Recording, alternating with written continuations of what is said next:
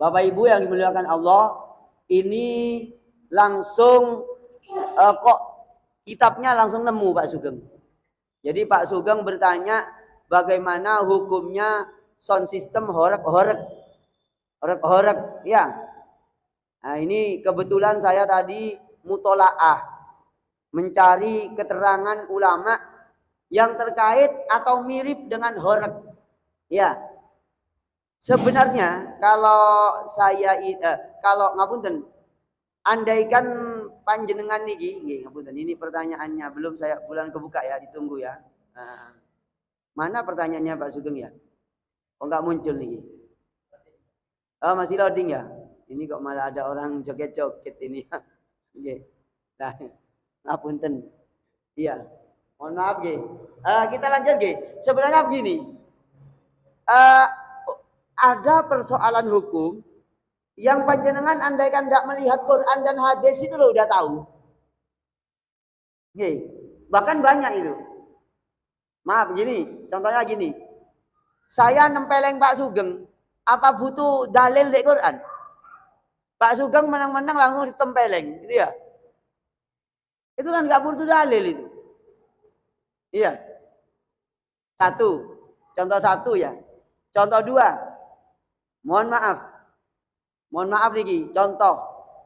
Sampean punya, bapak-bapak ini punya rumah. Di depan rumahnya itu saya naik sepeda motor. Ya.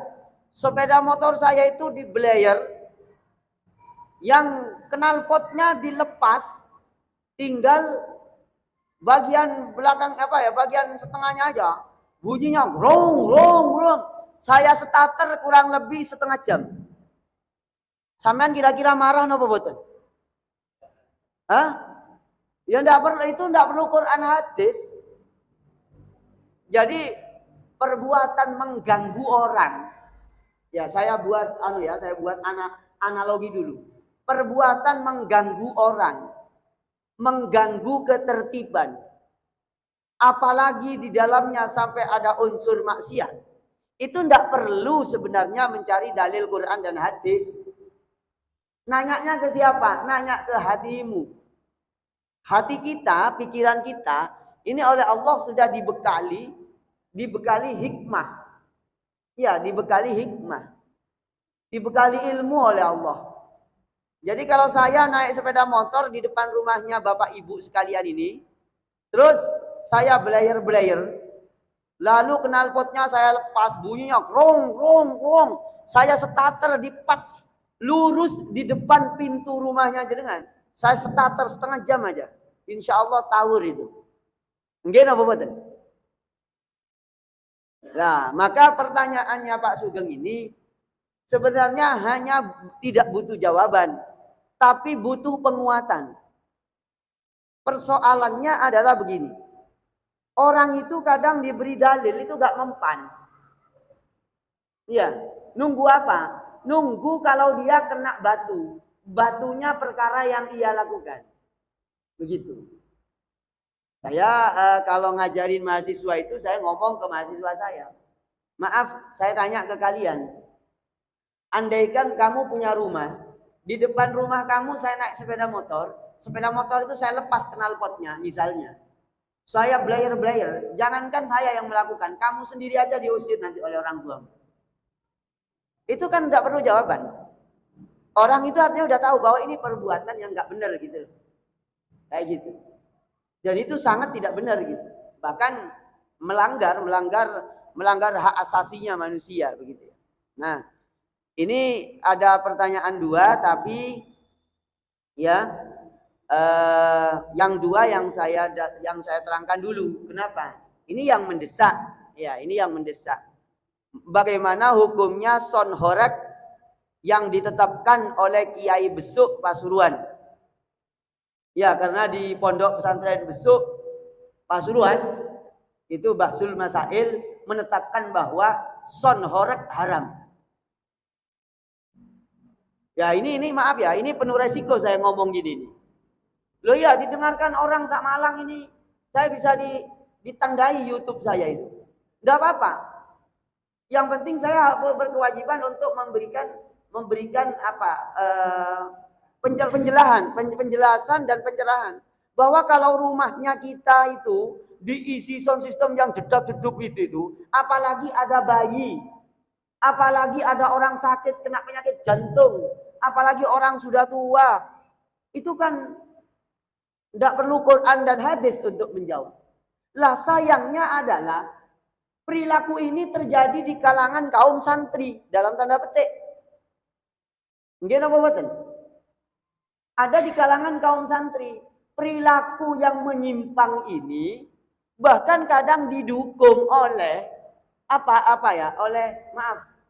oleh birokrasi yang ada di lingkungannya. Bahkan itu dilombakan misalnya. Itu kan problem pada akhirnya. Kenapa? Karena pada akhirnya yang jadi korban itu ustadz yang menjawab. Ustadz yang menjawab itu nanti bisa diceng, ditandai, itu ustadz gak kena ini. Melarang perbuatan saya, kan bisa begitu. Tes, halo. Ini soalnya habis nih, kayaknya ya. Nah, jadi ini saya terangkan nih, saya terangkan fatwanya ulama. Ini fatwanya ulama. Saya jawab dulu, tadi saya jawab terlebih dahulu bahwa hukumnya sound horeg itu tak perlu melihat Quran dan hadis, tapi tanyakan hatimu, tanyakan pikiranmu, dan tanyakan kepada dirimu sendiri, andaikan itu terjadi di depan rumahnya kita. Ya, di rumah kita disetel sound system yang kerasnya sedemikian rupa sampai 90% volumenya. Di rumahnya ada bayi, di rumahnya ada orang sakit, di rumahnya ada orang tua, ada orang yang kena penyakit jantung dan seterusnya. Itu dosa besar itu. Itu dosa besar. Nah, ini tantangannya apa ya? Tantangannya mengajarkan agama di zaman yang orang itu menganggap kebenaran sebagai keburukan, keburukan dianggap sebuah kebenaran. Tradisi dianggap sebuah kebenaran, ya. Tradisi walaupun salah dianggap kebenaran. Kebenaran yang menurut agama justru dikucilkan. Nah, ini repot sudah. Maka bagaimana? Ya sudah, kuat-kuatnya orang yang mempunyai peran untuk menyampaikan. Niki, nah, saya bacakan fatwanya niki. Nah, ini ketepaan niki Pak Sugeng ini bertanya nih. Langsung dapat fatwanya Syekh Utsaimin. Ini Pak Sugeng. Ini syekhnya Ustaz Sugeng ini. Hukmu raf'il aghani bimukabbiris saut. Al-haqiqah as-saniyah la yajuzu an tarfa'a atau an turfa'a hadhil aghani biwasitati mukabbiris saut alal kharij lima yatarattabu ala dhalika min iz'ajil jiran wa min idhari sautil mar'ah ala wajhin yusirul fitnah. Nah, ini saya jawab pakai pendekatan fatwa. Kalau tadi pendekatannya kan pendekatan apa? Pendekatan kejiwaan, pendekatan perasaan, pendekatan kearifan. Jadi kalau tadi saya menjawab hukumnya sound horeg sebenarnya tidak perlu dijawab dengan Quran dan hadis, apalagi fatwa ulama, nggak usah. Tanyakan ke hatimu sendiri, tanyakan ke pikiranmu. Itu mengganggu atau tidak, mengganggu ketertiban umum apa tidak, di dalamnya ada perkara-perkara yang menyimpang apa tidak. Itu aja selesai sebenarnya. Tapi kita kan butuh penjelasan yang menguatkan. Ini menurut kitab yang saya baca niki, yaitu kitab Al-Liqa Asy-Syahri, karyanya Syekh Muhammad bin Shalih bin Muhammad Al-Utsaimin. Ya. Hukum mengeraskan suara bimukabbiris saut dengan sound system. Nah, niki nggih. Hukum mengeraskan suara, nggih. Hukum mengeraskan suara niki bimukabbiris saut dengan sound system. Lah mengeraskan suara dengan hukum napa niku dengan sound system yang sifatnya tidak wajar. Tolong digarisbawahi. Karena malam ini ngaji juga pakai sound system. Mengeraskan suara ya dengan menggunakan sound system ya, yang sifatnya tidak wajar, hukumnya adalah haram, la yajuzu. Kenapa kok begitu? Lima yatarattabu ala dzalika min iz'ajil jiron, karena sangat mengganggu orang sekitar. Ini fatwanya Syekh Utsaimin. Ini sistem yang biasa ini, tapi kan sampai mengganggu itu haram. Jangankan sistem, orang baca Quran mengganggu orang tidur itu juga nggak boleh. Baca Quran itu loh, mengganggu orang tidur itu nggak boleh. Apalagi ini bukan baca Quran. Ya, ini bukan baca Quran. Ya. Jadi Bapak Ibu yang dimuliakan Allah Subhanahu Wa Taala, memang untuk menjawab persoalan ini tidak cukup dengan fatwa, tidak cukup dengan ceramah, tapi dengan apa? Dengan kekuatan hukum. Gimana caranya? Ya, yang menjadi wali kota menetapkan peraturan daerah. Yang menjadi bupati atau camat menetapkan peraturan daerah. Boleh menggunakan sistem, tapi yang wajar. Suaranya volume sampai sekian. Begitu. Kalau cuma fatwa begini ini seberapa pengaruhnya? Jangan-jangan fatwa saya malah tambah dibully itu. Iya, nanti dikirain saya fatwa ngada-ngada memusuhi, kan begitu. Bisa saja YouTube saya nanti dibully. Iya, dibully. Kenapa? Sekarang ngomong kebenaran itu pahit. Iya, sekarang ini ngomong kebenaran pahit. Ya, maka harus pandai-pandainya kita Kampung Gagah satu larangan. Dari mana ini Irfan Maulana nih, Kampung Gagah nih. Oke. Jadi hukumnya haram Pak Sugeng. Kenapa? Karena di situ ada iz'aj, mengganggu. Mungkin di dalamnya juga ada sesuatu yang bahwasanya kegiatan horeg-horeg itu mengesankan dan membuat citra ini adalah ciri-ciri orang-orang yang fasik. Itu. Saya memang tidak tahu persis karena nggak pernah ikut. Ya saya juga termasuk yang tak tertarik untuk ikut. Kenapa? Pasti ada lebih banyak nggak benernya daripada benernya. Dan tidak rasional juga. Dan nggak rasional sama sekali.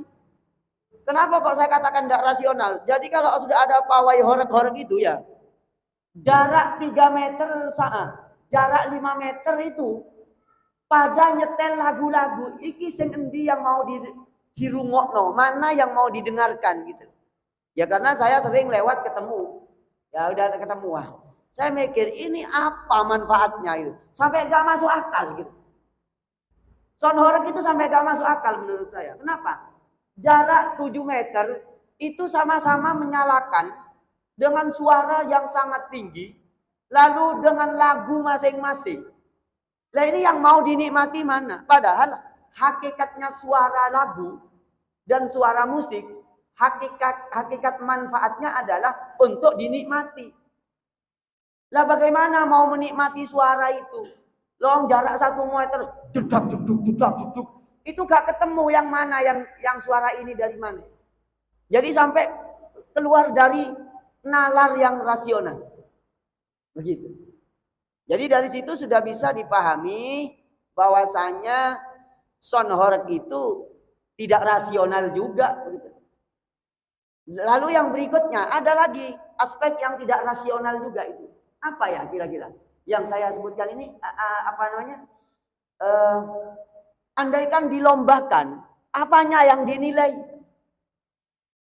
Coba, sound horeg itu andaikan dilombakan, yang dinilai itu apanya gitu. Ya maka dari itulah ini penuh saya katakan penuh ketidakjelasan. Manfaatnya nggak jelas, andaikan dilombakan ya nggak ketemu apanya yang dinilai.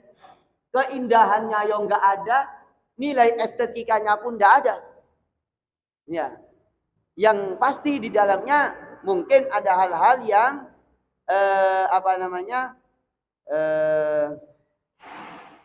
yang di dalamnya mungkin ada sesuatu yang Nggak bener itu. Kalau saya ya mungkin itu bagian daripada apa bahasa wong Malang. Gunggungan naik gitu ya. Bahasanya itu gunggungan gitu ya. Enggak ono manfaatnya gitu ya. Oke. Enggak apa-apa lah, ini korban saya. Mungkin saya dibully atau dibenci terserah wis. Gara-gara Pak Sugeng yang bertanya ini ya. Jadi hukumnya begitu ya. Ini fatwanya Syekh Utsaimin di dalam kitab Al-Liqa Asy-Syahri. Napa niki? Halaman 11 ya. Halaman nggih. Halaman 11. Ini tentang hukmu rafil aghani bimukabbiris saut. Ya. Oke. Kemudian pertanyaan yang kedua, Ustadz, bagaimana seorang pengajar mendapatkan hadiah di luar gaji? Ya tidak apa-apa, hadiah kok. Mendapatkan hadiah, bahkan yang menjadi murid dan wali murid itu seharusnya memang memberi hadiah kepada guru-gurunya. Gurunya anaknya itu. Ya, Imam Nawawi itu adalah ulama yang gemar memberi hadiah kepada guru-gurunya. Ya. Dengan memberi hadiah itu artinya menghargai. Walaupun tidak cukup dihargai secara materi. Hadiah loh ya, bukan gaji. Karena apa? Karena gaji kan sudah dari lembaga. Kalau hadiah itu sukarela karena di hatinya punya kepedulian. Ya, punya kepedulian. Hukumnya boleh. Ustadz, kalau ini ternyata ada unsur biar rapotnya dinaikkan kelas. Misalnya, ya. Biar rapotnya yang nggak naik malah dinaikkan kelas. Ya. Itu yang nggak perlu kita curiga sejauh itu. Iya. Nggak usah, itu namanya suudzon. Orang ngasih hadiah ke gurunya kok. Iya. Bahkan kalau bisa ya tiap semesteran lah. Tiap pemberian rapot. Kalau bisa lagi tiap bulan. Ustazah, Ustadz, Pak Guru, Bu Guru, ini kami transfer untuk panjenengan tambahan untuk hadiah kami, dan kami mohon doanya untuk anak-anak kami. Semoga berkah ilmunya. Begitu. Wah, itu tambah keren itu. Ini bukan berarti saya memihak kepada Pak Sugeng. Ya, yang sering dapat hadiah dari murid-muridnya ya. Bukan. Ya memang adabnya itu kita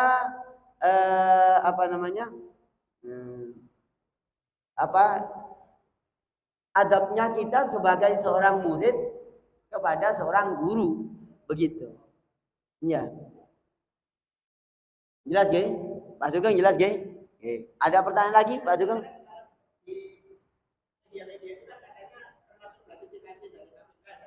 Oh, itu keterlaluan itu. Gratifikasi. Kalau memberikan kalau memberikannya itu kepada instansi yang mempunyai otoritas untuk meloloskan, itu bisa berbau gratifikasi gitu. Lah kalau guru kepada murid, murid kepada guru, wali murid kepada guru, ya tidak lah. Lah nanti saya kena gratifikasi terus itu. Iya. Kenapa? Saya setiap pengajian itu dapat hadiah, berkat. Iya. Itu hadiah itu karena takrim, karena memuliakan. Begitu Pak Sugeng. Enggak masuk gratifikasi. Riswa itu perkara yang dihadiahkan dalam tanda petik ya, diberikan kepada orang yang dimaksud untuk meloloskan sesuatu yang tidak semestinya lolos. Itu namanya riswa. Begitu. Baru itu yang nggak boleh, ya. Baru yang nggak boleh. Gitu. Ini ada masukan ini. Assalamualaikum Ustaz, rumah kami dekat musola. Kalau acara tadarus menafikan pakai pengeras, manakifan pakai pengeras suara sampai jam 12 malam dengan alasan lingkungan muslim itu sudah biasa. Terus hukumnya apa? Ya kalau sudah disepakati biasa ya berarti gak mengganggu. Ya kalau sudah disepakati kampungnya ya berarti gak mengganggu. Ya disepakati dulu. Apakah itu sudah mewakili satu kampung atau hanya individu yang berkepentingan? Iya, itu. Ini ada pertanyaan di musola, ada tadarus, manakipan, pakai pengeras suara sampai jam 12 malam. Waduh, ya. Ini ya. Katanya di kampungnya nggak apa-apa. Ya kalau memang sudah sepakat satu kampung nggak masalah. Jangan-jangan di antara mereka ada yang sungkan. Iya. Karena taswis ya, taswis kepada orang sholat saja nggak boleh. Taswis suara biasa itu nggak boleh. Ya. Jadi ini di kitab saya bacakan kitabnya ya kepada Sukarman nih, Sukarman Karman nih. Saya bukakan di kitab nih. Jenengan nanti saya tampilkan keterangannya ya. Adabnya membaca Quran. Iya. Jadi di antara adabnya membaca Quran. Ya. Di antara adabnya membaca Quran itu tidak mengganggu orang sholat. Tidak mengganggu orang tidur. Ya, nah ini Bapak Ibu. Tentang adabnya orang membaca Al-Quran. Nah ini saya tampilkan ya. Yang pertama adabnya ini contoh baca Quran, ini contoh perbandingan. Ya, perbandingan ini. Al-awwal, jadi yang pertama wudu, sudah pasti. Yang kedua ukuran membacanya, ya, membacanya. Kemudian yang ketiga, ya, terus yang berikutnya tasin. Yang kelima, sebentar. Tartil. Kemudian ya, sebentar ya, sambil perlahan-lahan ya. Nah, wa yadullu ala ma'ruf an Nabi sallallahu alaihi wasallam ya. Jadi mengeraskan suara itu boleh, iya. Tetapi tidak sampai mengganggu orang, ya. Tidak sampai mengganggu orang yang ada di sekitarnya. Ya. Ini ada cerita di hadis nih, di kitab Ihya nih. Nih. Oke. Wa sami'a Sa'id bin Musayyab data lailatin fi masjidin Umar bin Abdul Aziz yajharu bil qira'ah fi salatihi. Wa kana hasanas saut. Faqala li gulamihi idhhab ila hadzal musalli famurhu ayakhfid sautahu. Faqala al gulam innal masjid laisa lana walil rahli fihi nasibun. Farafa'a Sa'id sautahu wa qala ya ayyuhal musalli in kunta turidullaha bi salatika fakhfid sautaka wa in kunta turidun nas fa innahum la yunu anka minallahi syai'a. Fasakata Umar bin Abdul Aziz wa khaffafa raq'atahu fasallam falamma sallama aqadana alaihi wa sarafa wa huwa yauma idzin amirul Madinah. Nah niki ceritanya Umar bin Abdul Aziz ya. Ceritanya Umar bin Abdul Aziz ketika sholat bacaannya dikeraskan. Padahal itu sholatnya sholat malam. Nggih, di masjid. Akhirnya Sa'id bin Musayyab ini menyuruh pembantunya untuk menyampaikan kepada Umar bin Abdul Aziz, masjid ini ya bukan hanya untuk satu orang, tapi untuk orang banyak. Bagiannya orang lain juga ada di situ. Ya. Lalu yang berikutnya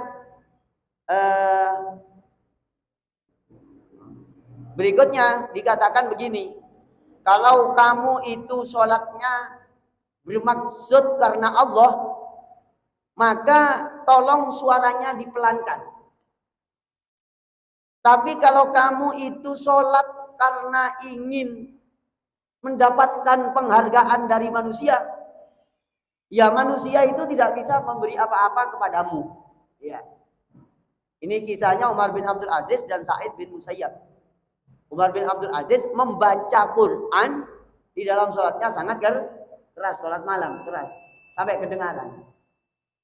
Jadi itu mengganggu orang di sekitarnya. Ini di kitab Ihya diterangkan begitu. Nah, dengan demikian Bapak Ibu yang berbahagia dimuliakan Allah, walaupun ibadah kebaikan itu jangan sampai yang kita lakukan itu mengganggu orang lain. Ya, bahkan katanya Imam Ghazali begini. Ya, annal israr ab'adu anir riya' wat tasannu. Kalau orang baca Quran dibaca pelan, ya, baca Quran dibaca pelan, itu lebih jauh dari bab pamer. Ya, lebih jauh dari bab ini Imam Ghazali ini. Monggo Pak Pak siapa ini? Pak Karman ini, nih. Ini, annal israr ab'adu anir riya' wat tasannu. Ya, bacaan yang lirih itu lebih menjauhkan kita dari sikap riya, wat tasannu, dan buat-buat. Buat-buat itu artinya apa ya? Tasannu, gawe-gawe itu apa namanya? Lebay-lebay ya. Iya. Jadi menurut Imam Ghazali, membaca Al-Qur'an dibaca lirih itu lebih menjauhkan dan mendukung untuk tidak riya. Wat tasannu, dan mamer-mamer lebay-lebay kepada orang lain. Jadi gitu ya. Itu begitu ya, Pak Karman ya. Ini ada Probo Deni Saputra. Ustadz, cara masuk Islam bagaimana? Monggo silakan hubungi Info Kalimantan atau admin pesantren Indonesia ya, official pesantren Indonesia. Nanti kami terangkan secara khusus cara masuk Islam. Secara umum adalah cukup membaca syahadat dan dibimbing. Ya. Kayak gitu ya. Begitu. Mohon kirim ke email ya. Kalau bisa kirim ke email. Bisa kirim ke email dan nanti akan dibimbing lewat penjelasan email dan seterusnya dan seterusnya. Oke. Jadi begitu nggih. Sudah Isa, apa ada pertanyaan lagi tambahannya? Nggih. Enggak ada nggih. Enggak ada, alhamdulillah. Rupanya malam ini ya. Nah, ini saya tambahkan nggih. Siapa Pak Karman niki? Nggih. Nggih Pak Karman niki. Punten.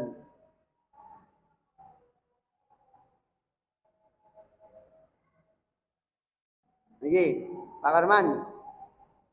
Walam yakun fil fa'il walam yakun fil jahri ma yushawwisu ya. Walam yakun fil jahri ma yushawwisu al waqta ala musallin akhir. Ya. Apabila tidak mengganggu orang lain, maka membaca Quran tidak apa-apa. Iya. Ya. Jadi kalau tidak mengganggu orang lain, maka membaca Quran dengan keras nggak apa-apa. Tapi kalau sekiranya mengganggu orang lain, maka hukumnya tidak boleh.